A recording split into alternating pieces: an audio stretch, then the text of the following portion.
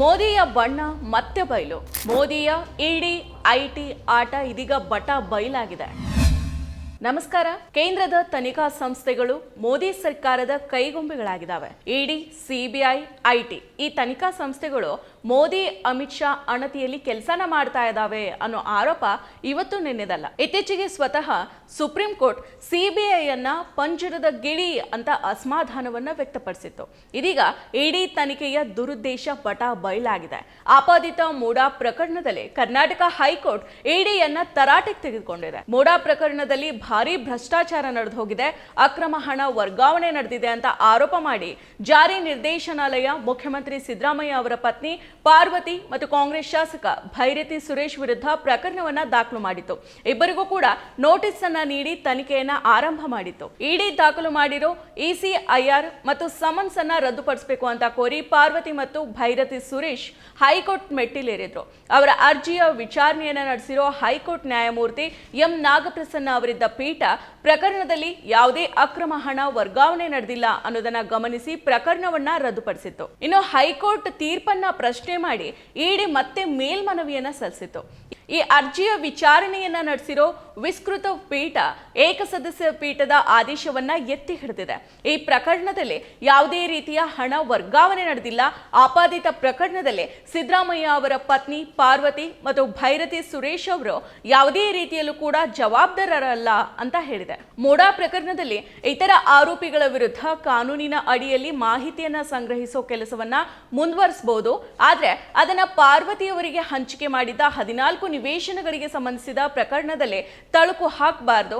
ಪಾರ್ವತಿಯವರಿಗೆ ಸಂಬಂಧಿತ ಕಾನೂನಿನ ಅನ್ವಯ ಪರಿಹಾರದ ನಿವೇಶನವನ್ನ ಮಂಜೂರು ಮಾಡಲಾಗಿದೆ. ಈ ಪ್ರಕರಣದಲ್ಲಿ ಪಾರ್ವತಿಯವರು ಅಪರಾಧಿಯೇ ಅನ್ನೋದನ್ನ ಲೋಕಾಯುಕ್ತ ಪೊಲೀಸರು ತನಿಖೆಯನ್ನ ನಡೆಸ್ತಾ ಇದ್ದಾರೆ. ಇಡೀ ಪ್ರಕರಣ ದಾಖಲಿಸೋ ವೇಳೆಗೆ ಪಾರ್ವತಿಯವರ ಬಳಿ ನಿವೇಶನಗಳು ಇರಲೇ ಇಲ್ಲ. ಅವುಗಳನ್ನ ಮೂಡಾಗೆ ಮರಳಿ ಕೊಟ್ಟಿದ್ದು ಹಂಚಿಕೆಯನ್ನ ರದ್ದುಪಡಿಸಲಾಗಿದೆ. ಹೀಗಾಗಿ ಅಕ್ರಮ ಹಣ ವರ್ಗಾವಣೆನೇ ಆಗಿಲ್ಲ. ಅವರ ವಿರುದ್ಧ ಇಡಿ ತನಿಖೆ ನಡೆಸೋದಕ್ಕೆ ಅವಕಾಶನೇ ಇಲ್ಲ ಅಂತ ಹೇಳಿದೆ. ಹಾಗೇನೆ ಪ್ರಕರಣವನ್ನ ರದ್ದುಗೊಳಿಸಿದೆ. ಹಾಗೇನೆ ಭೈರತಿ ಸುರೇಶ್ ವಿರುದ್ಧದ ಪ್ರಕರಣವನ್ನು ಕೂಡ ಹೈಕೋರ್ಟ್ ರದ್ದುಗೊಳಿಸಿದೆ. ಸುರೇಶ್ ಅವರಿಗೆ ಮೂಡಾದಲ್ಲಿ ಏನಾಗಿದೆ ಅನ್ನೋದೇ ತಿಳಿದಿಲ್ಲ. 2023ರಲ್ಲಿ ಸಚಿವರಾದ ನಂತರ ಸುರೇಶ್ ಅವರು ಈ ಪ್ರಕರಣದ ಭೂಮಿಕೆಗೆ ಬಂದಿದ್ದಾರೆ. ಆದರೆ ಮೂಡಾ ನಿವೇಶನ ಹಂಚಿಕೆ 15 ವರ್ಷಗಳ ಹಿಂದೆನೇ ನಡೆದು ಹೋಗಿದೆ. ಹೀಗಿರುವಾಗ ಸುರೇಶ್ಗೆ ಸಮನ್ಸ್ ಅನ್ನ ಜಾರಿ ಮಾಡೋದಕ್ಕೆ ಮೇಲ್ನೋಟಕ್ಕೆ ಇಡಿ ಯಾವುದೇ ಪ್ರಕರಣವನ್ನ ತೋರಿಸಿಲ್ಲ. ಸಮನ್ಸ್ ಜಾರಿ ಮಾಡೋದಕ್ಕೆ ಇಡಿ ಬಳಿ ಕಾರಣಗಳು ಕೂಡ ಇಲ್ಲ. ಸಮನ್ಸ್ ಮತ್ತು ಪ್ರಶ್ನೋತ್ತರ ಮಾಲೆಗೆ ಅವರನ್ನ ಉತ್ತರಿಸುವಂತೆ ಸುರೇಶ್ ಅವರಿಗೆ ಸೂಚಿಸೋದಕ್ಕೆ ಕಾನೂನಿನಲ್ಲಿ ಅನುಮತಿನೇ ಇಲ್ಲ. ಸುರೇಶ್ ವಿರುದ್ಧ ಎಸಿಐಆರ್ ದಾಖಲು ಮಾಡಿರೋದು ನಿಸ್ಸಂಶಯವಾಗಿ ಕಾನೂನಿಗೆ ವಿರುದ್ಧ ಆಗಿದೆ ಅಂತ ಹೈಕೋರ್ಟ್ ಹೇಳಿದೆ. ಹಾಲಿ ಪ್ರಕರಣದಲ್ಲಿ ಸುರೇಶ್ ಅವರು ಯಾವುದೇ ರೀತಿಯಲ್ಲೂ ಕೂಡ ಸಂಬಂಧಿತರಲ್ಲ. ಹೀಗಾಗಿ ಸಮನ್ಸ್ಗೆ ಅನುಮತಿಸೋದು ಕಷ್ಟ ಆಗುತ್ತೆ. ಸುರೇಶ್ ಅವರ ಪ್ರವೇಶಕ್ಕೂ ಮುನ್ನಾನೆ ತನಿಖೆ, ಶೋಧ, ಜಪ್ತಿ ನಡೆದಿರೋದ್ರಿಂದ ಸುರೇಶ್ಗೆ ಯಾಕೆ ಸಮನ್ಸ್ ಅನ್ನ ನೀಡಲಾಗಿದೆ ಅನ್ನೋದು ಅರ್ಥ ಆಗ್ತಾ ಇಲ್ಲ ಅಂತ ನ್ಯಾಯಾಲಯ ಹೇಳಿದೆ. ಇಡಿ ವಿರುದ್ಧ ಚಾಟಿಯನ್ನ ಬೀಸಿದೆ. ಸಿದ್ದರಾಮಯ್ಯ ಅವರ ಪತ್ನಿ ಪಾರ್ವತಿ, ಭೈರತಿ ಸುರೇಶ್ ವಿರುದ್ಧ ಇಡಿ ತನಿಖೆ ಮಾಡುವಂತಿಲ್ಲ ಅಂತ ಸ್ಪಷ್ಟವಾಗಿಯೇ ಹೇಳಿದೆ. ಹೈಕೋರ್ಟ್ನ ಏಕಸದಸ್ಯ ಪೀಠ ಮತ್ತು ವಿಸ್ತೃತ ಪೀಠಗಳ ತೀರ್ಪು ಮತ್ತೊಮ್ಮೆ ಇಡಿ, ಮೋದಿ, ಅಮಿತ್ ಶಾ ಮತ್ತು ಬಿಜೆಪಿಯ ಬಣ್ಣವನ್ನ ಬಯಲು ಮಾಡಿದೆ.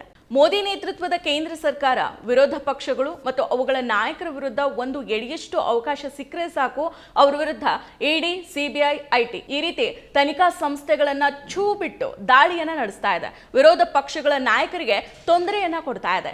ಜೈಲು, ಕೋರ್ಟು, ತನಿಖೆ, ವಿಚಾರಣೆಗೆ ಅಲದಾಡುವಂತೆ ಮಾಡ್ತಾ ಇದೆ. ಕೇಂದ್ರ ಸರ್ಕಾರದ ಕೈಗೊಂಬೆಯಾಗಿರೋ ಈ ಕೇಂದ್ರೀಯ ತನಿಖಾ ಸಂಸ್ಥೆಗಳ ದಾಳಿ, ದೌರ್ಜನ್ಯಕ್ಕೆ ಬಲಿಯಾಗಿ ಹಲವಾರು ವಿರೋಧ ಪಕ್ಷಗಳ ನಾಯಕರು, ಮುಖಂಡರು ಬಿಜೆಪಿ ಎದುರು ಮಂಡಿನ ಓರಿ ಬಿಜೆಪಿಗೆ ಸೇರಿದ್ದಾರೆ. ಇಡಿ, ಸಿಬಿಐ, ಐಟಿಗಳು ದಾಖಲಿಸಿದ ಪ್ರಕರಣ ಮತ್ತು ದಾಳಿಗೆ ಒಳಗಾದವರು ಬಿಜೆಪಿ ಸೇರಿದ ಬಳಿಕ ಅವರ ವಿರುದ್ಧ ಪ್ರಕರಣಗಳು ಖುಲಾಸೆಗೊಂಡಿದ್ದಾವೆ, ರದ್ದಾಗಿದ್ದಾವೆ ಅಥವಾ ತನಿಖೆಗಳೇ ವಿಳಂಬ ಆಗಿದೆ. ಅಂತಹ ನಿದರ್ಶನಗಳಲ್ಲಿ ಮಹಾರಾಷ್ಟ್ರದ ಉಪಮುಖ್ಯಮಂತ್ರಿ ಅಜಿತ್ ಪವಾರ್, ಮಧ್ಯಪ್ರದೇಶದ ಬಿಜೆಪಿ ನಾಯಕ ಕೇಂದ್ರ ಮಂತ್ರಿ ಜ್ಯೋತಿರಾದಿತ್ಯ ಸಿಂಧಿಯಾ ಮತ್ತು ಪಶ್ಚಿಮ ಬಂಗಾಳದ ವಿಪಕ್ಷ ನಾಯಕ ಸುವೇಂದು ಅಧಿಕಾರಿ ಸೇರಿದಂತೆ ಹಲವು ನಾಯಕರು ಬಿಜೆಪಿ ಜೊತೆಗೆ ಸೇರಿ ಬಿಜೆಪಿ ವಾಷಿಂಗ್ ಮೆಷಿನ್ ನಲ್ಲಿ ಕ್ಲೀನ್ ಆಗಿ ತನಿಖೆಗಳಿಂದ ಕ್ಲೀನ್ ಚೀಟ್ ಅನ್ನ ಪಡೆದುಕೊಂಡಿದ್ದಾರೆ. ವಿಪಕ್ಷಗಳ ವಿರುದ್ಧ ನಿರಂತರವಾಗಿ ದಾಳಿ ನಡೆಸೋ ಇಡಿ ಕರ್ನಾಟಕದಲ್ಲಿ ಬಿಜೆಪಿ ಸರ್ಕಾರ ಅಧಿಕಾರದಲ್ಲಿದ್ದಾಗ ಗುತ್ತಿಗೆದಾರರ ಸಂಘ 40% ಕಮಿಷನ್ ಆರೋಪ ಮಾಡಿದಾಗ ಈ ಪ್ರಕರಣವನ್ನ ತೆಗೆದುಕೊಳ್ಳಲಿಲ್ಲ. ತನಿಖೆ ನಡೆಸಲಿಲ್ಲ, ಯಾರ ವಿರುದ್ಧನೂ ಕೂಡ ದಾಳಿಗಳನ್ನ ಮಾಡಲಿಲ್ಲ. ಅಷ್ಟೇ ಯಾಕೆ, ಹಾಲಿ ಕೇಂದ್ರ ಸಚಿವ ಮಾಜಿ ಮುಖ್ಯಮಂತ್ರಿ ಕುಮಾರಸ್ವಾಮಿ ಆರೋಪಿಯಾಗಿರೋ ಹಲಗೆ ವಡೇರಹಳ್ಳಿ ಡಿನೋಟಿಫಿಕೇಶನ್ ಹಗರಣದಲ್ಲಿ ಕುಮಾರಸ್ವಾಮಿ ವಿರುದ್ಧದ ಪ್ರಕರಣವನ್ನ ರದ್ದುಗೊಳಿಸೋದಕ್ಕೆ ಸಾಧ್ಯ ಇಲ್ಲ. ಅಕ್ರಮ ನಡೆದಿರೋದು ಮೇಲ್ನೋಟಕ್ಕೆ ಕಂಡು ಬರ್ತಾ ಇದೆ. ಪ್ರಕರಣದ ತನಿಖೆ ಮುಂದುವರಿಬೇಕು ಅಂತ ಸುಪ್ರೀಂ ಕೋರ್ಟ್ ತೀರ್ಪನ್ನ ನೀಡಿದೆ. ಆದ್ರೂ ಕೂಡ ಇಡಿ ಪ್ರಕರಣ ದಾಖಲು ಮಾಡಿಕೊಂಡಿಲ್ಲ. ಆದ್ರೆ ಸರಿಯಾದ ಸಾಕ್ಷಿಗಳೇ ಇಲ್ಲದ ಮೇಲ್ನೋಟಕ್ಕೆ ಇಲ್ಲಿ ಅಕ್ರಮ ನಡೆದಿಲ್ಲ ಅಂತ ಸ್ಪಷ್ಟವಾಗಿ ಕೂಡ ಕಾಣಿಸ್ತಾ ಇದ್ರು ಕೂಡ ಮೂಡಾ ಪ್ರಕರಣದಲ್ಲಿ ಇಡಿ ಸ್ವಯಂ ಪ್ರೇರಿತವಾಗಿ ಆಸಕ್ತಿನ ತೋರಿಸ್ತಾ ಇದೆ. ಹೇಗಾದ್ರೂ ಸಿದ್ದರಾಮಯ್ಯ ಅವರನ್ನ ಜೈಲಿಗೆ ಕಳಿಸಲೇಬೇಕು ಅಂತ ಬಿಜೆಪಿ ನೇತೃತ್ವದ ಕೇಂದ್ರ ಸರ್ಕಾರ ಹವಣಿಸ್ತಾ ಇದೆ. ಆದ್ರೆ ತಾಣಕ್ಕೆ ತಕ್ಕಂತೆ ಇಡಿ ಕುಣಿತಾ ಇದೆ. ಆದ್ರೆ ಇಡಿಯ ಕುಣಿತಕ್ಕೆ ಹೈಕೋರ್ಟ್ ಬ್ರೇಕ್ ಅನ್ನ ಹಾಕಿದೆ. ಇಲ್ಲಿ ಬರೀ ಇಡಿಯ ಬಣ್ಣ ಮಾತ್ರನೇ ಬಯಲಾಗಿಲ್ಲ, ಇಡಿಯನ್ನ ಮುಂದೆ ಬಿಟ್ಟು ಆಟನ ಆಡ್ತಾ ಇರೋ ಮೋದಿ ಮತ್ತು ಅಮಿತ್ ಶಾ ಮತ್ತು ಬಿಜೆಪಿಯ ಬಣ್ಣ ಕೂಡ ಬಯಲಾಗಿದೆ. ಮತ್ತಷ್ಟು ವಿಶೇಷ ವಿಡಿಯೋಗಳನ್ನು ನೋಡಲು ಮತ್ತು ಹೊಸ ವಿಡಿಯೋಗಳ ಬಗ್ಗೆ ತಿಳಿಯಲು ಈ ದಿನ .com ಯೂಟ್ಯೂಬ್ ಚಾನೆಲ್ ಸಬ್ಸ್ಕ್ರೈಬ್ ಮಾಡಿ ಮತ್ತು ಬೆಲ್ ಐಕಾನ್ ಕ್ಲಿಕ್ ಮಾಡಿ.